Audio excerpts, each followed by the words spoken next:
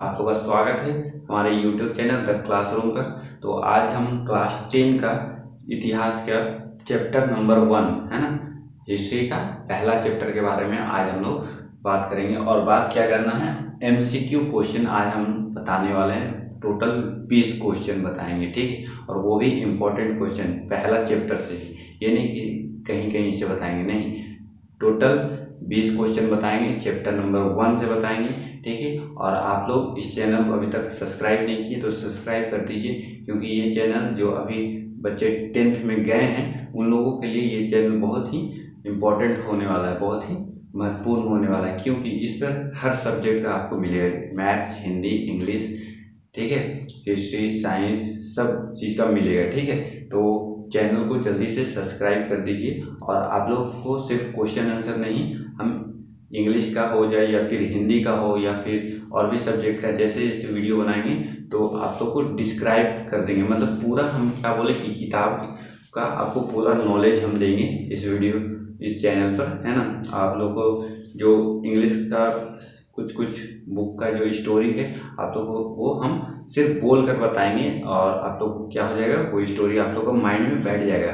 तो आप लोग उसका क्वेश्चन आंसर जब हम लिखवाएंगे तो आप लोग को बहुत आसानी से क्या हो जाएगा, याद हो जाएगा। तो ऐसा कुछ करने वाला है कि आप लोग को इस चैनल पर कभी बोरिंग महसूस होगा ही नहीं, ठीक है। तो अगर चैनल पर नए हैं तो चैनल को सब्सक्राइब कर दीजिए, अभी तक सब्सक्राइब नहीं किए हैं तो, और चैनल पर पुराने हैं तो चैनल को लाइक और शेयर करना ना भूलें। चलिए तो वीडियो को हम लोग स्टार्ट करते हैं, ठीक है, ठीक है। पहला नंबर यहाँ क्या है कि नेपोलियन बोनापार्ट कौन था, मतलब नेपोलियन बोनापार्ट जो था वो कौन था, ठीक है।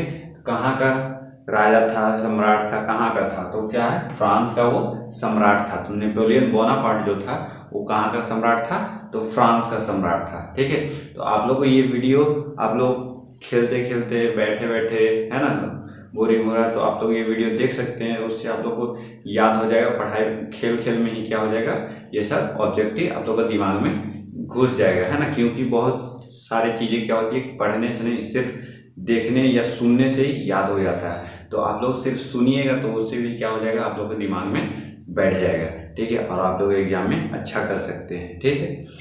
तो क्या का नेपोलियन बोनापार्ट फ्रांस का सम्राट था, ठीक है।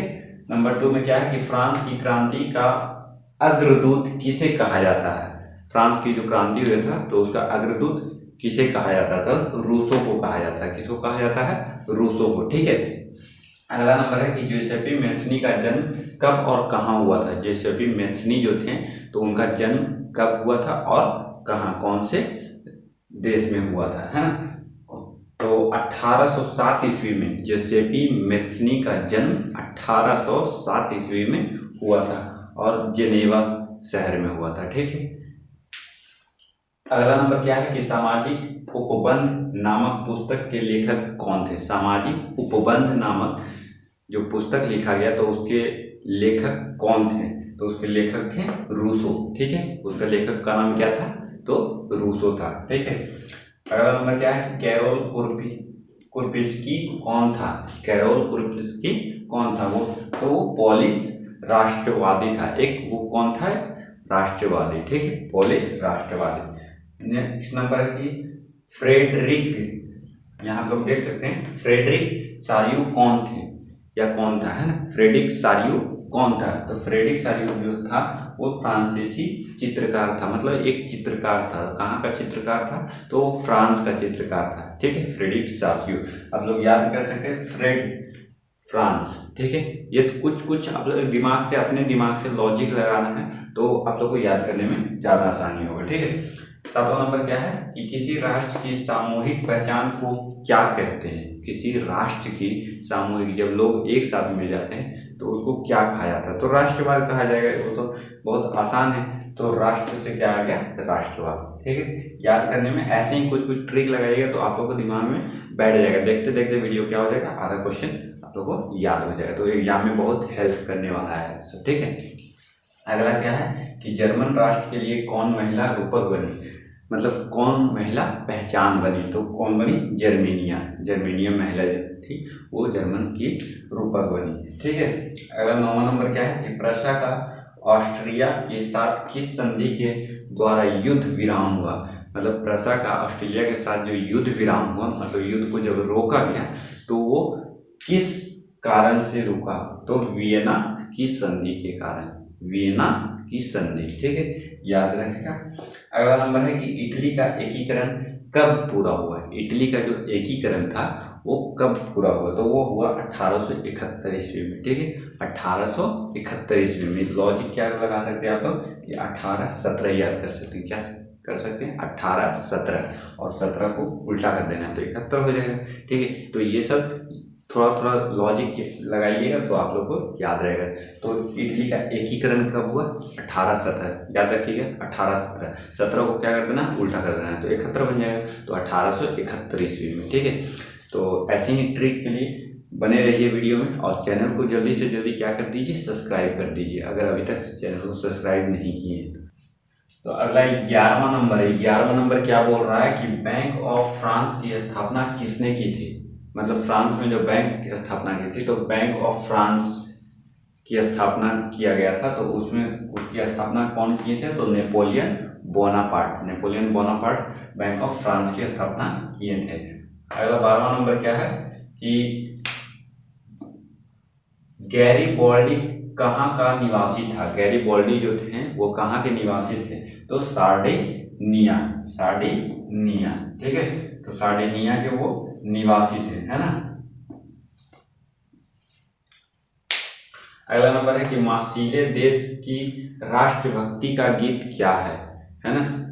मार्सिले किस देश की राष्ट्रभक्ति का गीत है, तो मार्सिले जो था वो फ्रांस के राष्ट्रभक्ति का गीत है, ठीक है। मार्सिले जो है वो फ्रांस देश के राष्ट्रभक्ति का गीत था, ठीक है।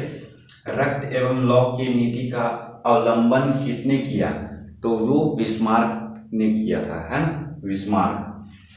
अगला कि फ्रेडरिक सारियो का विषय क्या था। जो फ्रेडरिक सारियो थे तो उनका विषय क्या था, तो उनका विषय लोकतंत्र था, ठीक है। अगला क्या है कि राष्ट्रवाद की अवधारणा का जन्म किस घटना से माना जाता है। राष्ट्रवाद का जो अवधारणा हुआ था तो उसको किस घटना से माना जाता है, तो वो फ्रांस की क्रांति, ठीक है, याद रहेगा फ्रांस की क्रांति के से।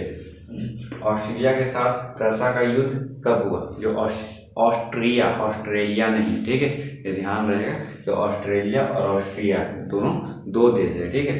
तो ऑस्ट्रिया के साथ जब प्रसा का युद्ध हुआ तो वो कब हुआ था, तो 1866 ईस्वी में, ठीक है, 1866 में।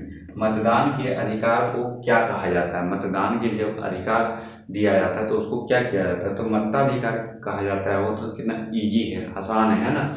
अगला क्या है कि लिब्रे क्या था, लिब्रे क्या था, तो लिब्रे एक फ्रांसीसी मुद्रा थी, जैसे भारत का रुपया है, श्रीलंका का श्रीलंकाई रुपया है ना, चाइना के युआन है, तो वैसे ही फ्रांस का फ्रांसीसी एक मुद्रा था जिसको क्या कहा जाता है, लिब्रे कहा जाता है, ठीक है।